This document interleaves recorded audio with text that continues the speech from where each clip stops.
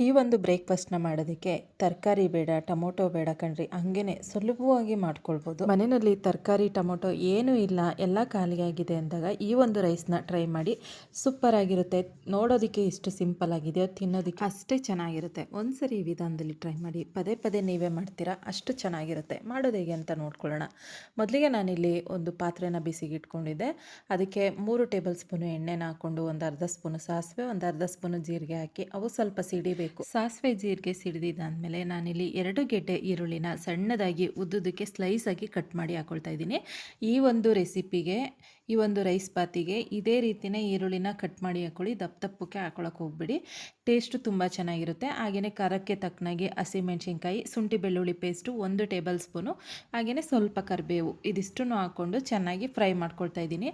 ನಾನು ಈರುಳ್ಳಿ ಹಾಕಿದ್ಮೇಲೆ ಇದನ್ನೆಲ್ಲ ಏನಕ್ಕೆ ಹಾಕ್ಕೊಂಡೆ ಅಂತಂದರೆ, ಅದು ಎಣ್ಣೆಲಿ ಹಾಕಿದಾಗ ಸಡನ್ನಾಗಿ ಸಿಡಿಯುತ್ತೆ, ಎಣ್ಣೆ ತುಂಬ ಬಿಸಿ ಇರುತ್ತೆ, ಅದಕ್ಕೋಸ್ಕರ ನಾನು ಈ ರೀತಿ ಹಾಕ್ಕೊಂಡೆ. ಇದನ್ನೆಲ್ಲ ಚೆನ್ನಾಗಿ ಫ್ರೈ ಮಾಡ್ಕೊಳ್ಬೇಕು. ಏನಿಲ್ಲ ಅಂದ್ರೂ ಊರಿನ ಮೀಡಿಯಂ ಫ್ಲೇಮಲ್ಲಿ ಇಟ್ಕೊಂಡು 1 ನಿಮಿಷ ಚೆನ್ನಾಗಿ ಫ್ರೈ ಮಾಡಿ ಆದಮೇಲೆ ಕಲಸಿಟ್ಟಿರುವಂಥ ಹುಣಸೆಹಣ್ಣು ಹಾಕ್ಕೊಳ್ತಾ ಇದ್ದೀನಿ. ಒಂದು ದಪ್ಪ ನಿಂಬೆಹಣ್ಣು ಗಾತ್ರದಷ್ಟು ಹುಣಸೆಹಣ್ಣನ್ನು ಹಾಕ್ಕೊಳ್ತಾ ಇದ್ದೀನಿ. ಇದಕ್ಕೆ ಹುಳಿ ಅದೇನೆ ಮೇನ್ ಇಂಗ್ರೀಡಿಯೆಂಟ್ಸ್ ಅಂದರೆ ಇದಕ್ಕೆ ಹುಣಸೆಹಣ್ಣು. ಹುಳಿ ಅನ್ನ ಅಂತಲೇ ಇದಕ್ಕೆ ಹೆಸರು.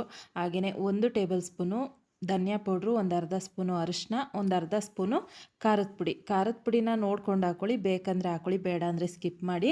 ಇವಾಗ ಇದನ್ನು ಮಿಕ್ಸ್ ಮಾಡಿಕೊಂಡು, ಜಸ್ಟ್ ಮಿಕ್ಸ್ ಮಾಡಿಕೊಂಡ್ರೆ ಸಾಕು, ಇದನ್ನು ಫ್ರೈ ಮಾಡಬೇಕನ್ನೋ ಅವಶ್ಯಕತೆ ಏನಿಲ್ಲ.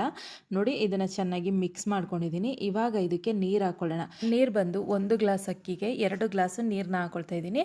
ನಾನಿಲ್ಲಿ ನಾರ್ಮಲಾಗಿ ಮನೆಯಲ್ಲಿ ಬಳಸುವಂಥ ರೈಸ್ನ ಹಾಕ್ಕೊಳ್ತಾ ಇದ್ದೀನಿ. ನಾನು ಮುಂದಾಗಿ ಅಕ್ಕಿ ಏನು ನೆನೆಸಿಟ್ಟಿಲ್ಲ, ರೈಸ್ನ ನಾನು ಹಾಕುವಾಗ ತೊಳೆದು ಹಾಕ್ಕೊಳ್ತೀನಿ ಅಷ್ಟೇ. ಇವಾಗ ನೋಡಿ, 2 ಗ್ಲಾಸ್ ನೀರು ಹಾಕಿದ್ಮೇಲೆ ಚೆನ್ನಾಗಿ ಮಿಕ್ಸ್ ಮಾಡಿ ಇದನ್ನು ಕುದಿಯೋದಕ್ಕೆ ಬಿಡೋಣ.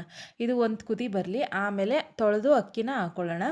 ಇವಾಗ ನೋಡಿ, ಲಾಸ್ಟಿಗೆ ಕೊನೆಯದಾಗಿ ಕೊತ್ತಂಬರಿ ಸೊಪ್ಪು ಹಾಕ್ಕೊಳ್ತಾ ಇದ್ದೀನಿ. ಇದಕ್ಕೆ ಇಷ್ಟೇ ಇಂಗ್ರೀಡಿಯೆಂಟ್ಸು, ಜಾಸ್ತಿ ಸಮಯನೂ ಬೇಕಾಗಲ್ಲ, ಜಾಸ್ತಿ ಸಾಮಗ್ರಿನೂ ಬೇಕಾಗಲ್ಲ. ಇವಾಗ ನೋಡಿ, ನೀರು ಕುದೀತಾ ಇದೆ. ನಾನು ತೊಳೆದಿಟ್ಟಿದ್ದಂಥ 1 ಗ್ಲಾಸ್ ಅಕ್ಕಿನ ಹಾಕ್ಕೊಳ್ತಾ ಇದ್ದೀನಿ. ಇವಾಗ ಅಕ್ಕಿ ಹಾಕಿದ್ಮೇಲೆ ರುಚಿಗೆ ತಕ್ಕಷ್ಟು ಉಪ್ಪು ಹಾಕಿ ಚೆನ್ನಾಗಿ ಮಿಕ್ಸ್ ಮಾಡಿ ಇದನ್ನು 1 ಕುದಿ ಬರಬೇಕು, ಅಲ್ಲಿ ತನಕ ಕುದಿಸ್ಕೊಳ್ಳೋಣ.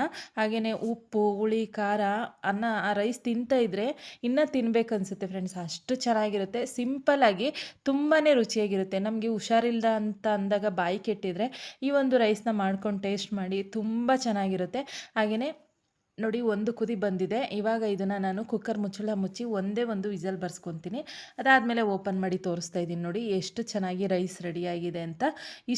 ಇಷ್ಟೇ ಇದು ಸುಲಭವಾಗಿ ಸೂಪರಾಗಿ ರೆಡಿಯಾಗಿರುತ್ತೆ. ತುಂಬಾ ಟೇಸ್ಟಿಯಾಗಿರುವಂಥ ಒಂದು ಹುಳಿ ಅನ್ನ ಅಂತಲೇ ಹೇಳ್ಬೋದು. ಹಾಗೆಯೇ ಸಾಮಗ್ರಿಗಳು ಬೇಕಾಗಲ್ಲ, ತರಕಾರಿ ಟೊಮೊಟೊ ಏನೂ ಬೇಕಾಗಲ್ಲ. ಇಷ್ಟೇ ಸಾಮಗ್ರಿಗಳು, ತುಂಬಾ ಕಡಿಮೆ ಸಮಯ. ನಾವು ಲೇಟಾಗಿ ಎದ್ವಿ, ಬಾಕ್ಸಿಗೆ ಏನು ಮಾಡೋದು, ಅಥವಾ ತರಕಾರಿ ಟೊಮೊಟೊ ಎಲ್ಲ ಖಾಲಿಯಾಗಿದೆ ಮನೆಯಲ್ಲಿ, ಏನು ಮಾಡೋದು ಅಂತ ಅಂದಾಗ ಈ ರೀತಿ ಒಂದು ರೈಸ್ನ ಮಾಡಿ ಕೊಡಿ, ತುಂಬ ಚೆನ್ನಾಗಿರುತ್ತೆ. ಹಾಗೆಯೇ ಟೇಸ್ಟು ಕೂಡ ಅದ್ಭುತವಾಗಿರುತ್ತೆ.